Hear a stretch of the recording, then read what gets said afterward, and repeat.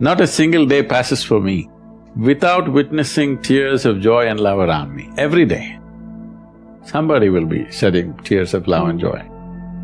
I don't think there's a better way to live in this world and all of us should strive to create our own circles of joyfulness and pleasantness around us.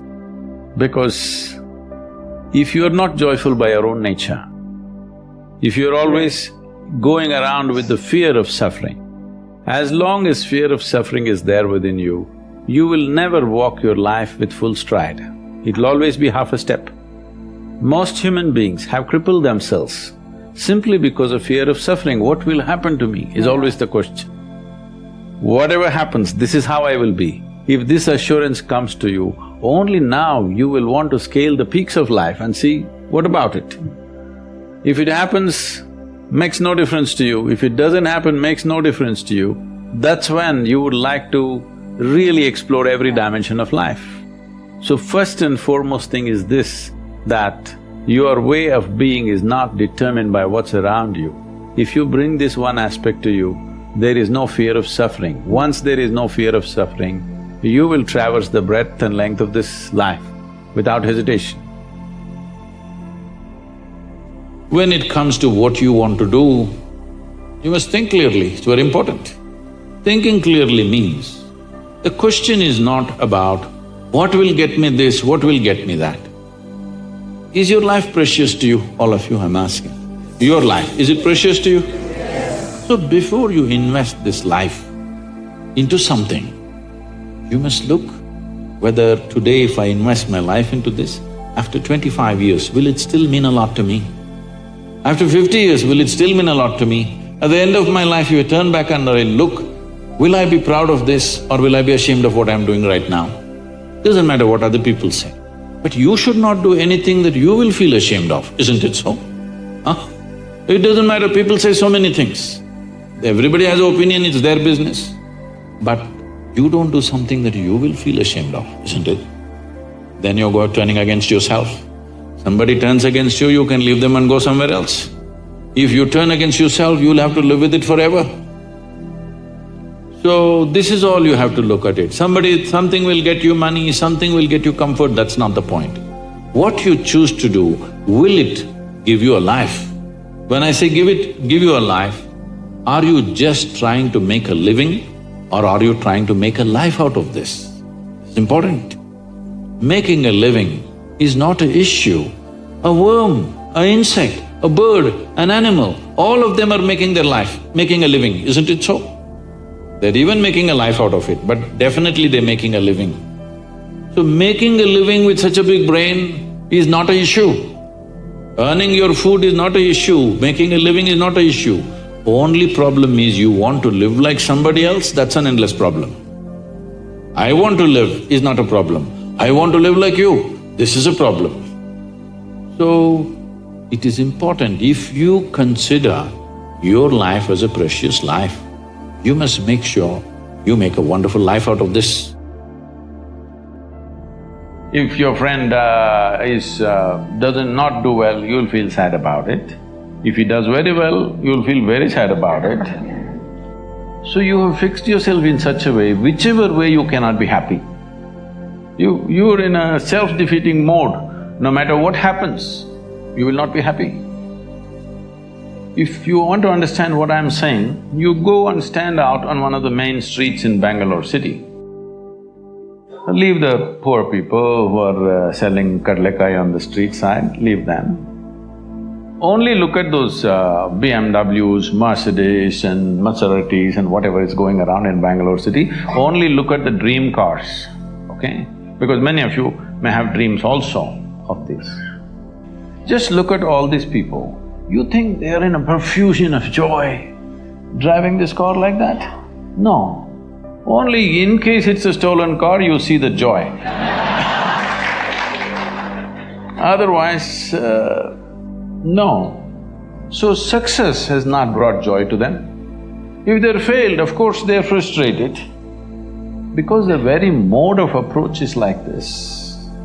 If this mode of approach comes, whichever way, it's not going to work.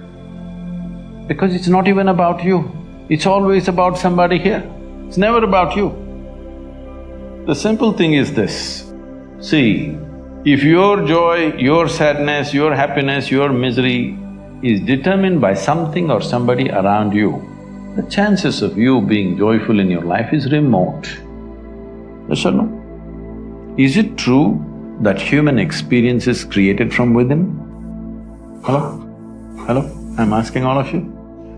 Is it true that human experience, joy or misery, agony or ecstasy, madness or sanity, everything is created from inside? At least if you're a manager, if you're going to be a manager, at least what is happening from within you must happen your way. Because essentially management means having situations the way we want it. Yes? Management means what? Having situations the way we want it.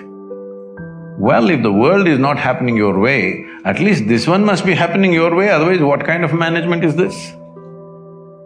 Here there's only one person, huh? Here there are 1,000 people, they may not listen to you, they got their own stuff.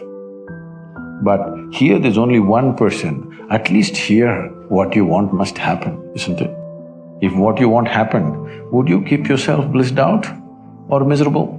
What's your choice? You must choose, I'm going to bless you now. Huh? Blissed out, of course. So if such a thing is not happening, then all these problems come.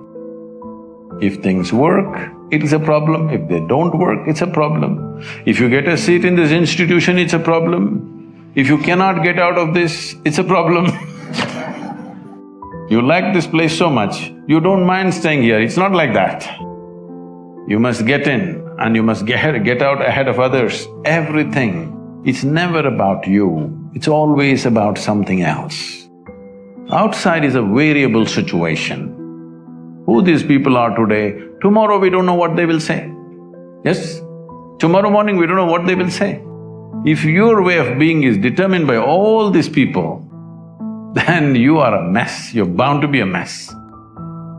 See, you are a product of this planet, yes or no? Whatever nonsense individuals may think about themselves, we are all just a pop-up from this planet. You've seen those pop-ups on the computer screen? Pop, pop, yes? You're just a pop-up, you'll be gone. You can't believe you will be gone, huh? Me? I will be gone? Yes, all the very smart people, countless number of people who walked this planet before and you and me, where the hell are they, huh? Not a sign, all became topsoil, isn't it so? Weren't they pop-ups? Aren't you a pop-up? Poop, poop. You may think you have a great life and this and that. As far as the earth is concerned, it's just recycling its soil. Yes, throws you up and draws you back, throws you up and draws you back. So in this little pop-up, the important thing and the most important thing is, you create sensitivity within you, such sensitivity that every dimension of life comes into your experience. Before you fall dead, is it not important you experience this life in this fullest possible scale? Yes or no? Experience means people think we must party every day. No, same damn thing how many times you will do. There is much more for the human life to explore. You must become sensitive. When I say sensitive, because the word sensitive is used in a wrong way in the sense, when people say, oh, she's very sensitive, we are supposed to understand, she will get hurt for just about anything. Yes? No, being sensitive to life and being ego-sensitive are two different things. Being sensitive to life means if you walk into this hall, you experience everything that's here, you don't miss a thing. If you walk outside, you don't miss a thing, every dimension of life should come into your experience. You talked one time, I thought this was so interesting, about how every time you get a belief, it's like a conclusion, and every conclusion is a death unto itself, and it's like shutting a door on something. Yes, otherwise, see, you just see, you look at your own picture when you're 5 years of age, it's like this. Slowly it's becoming like this. What is it? You're dying in installments. The more conclusions you make, the less alive you become. This is all that's happened to people.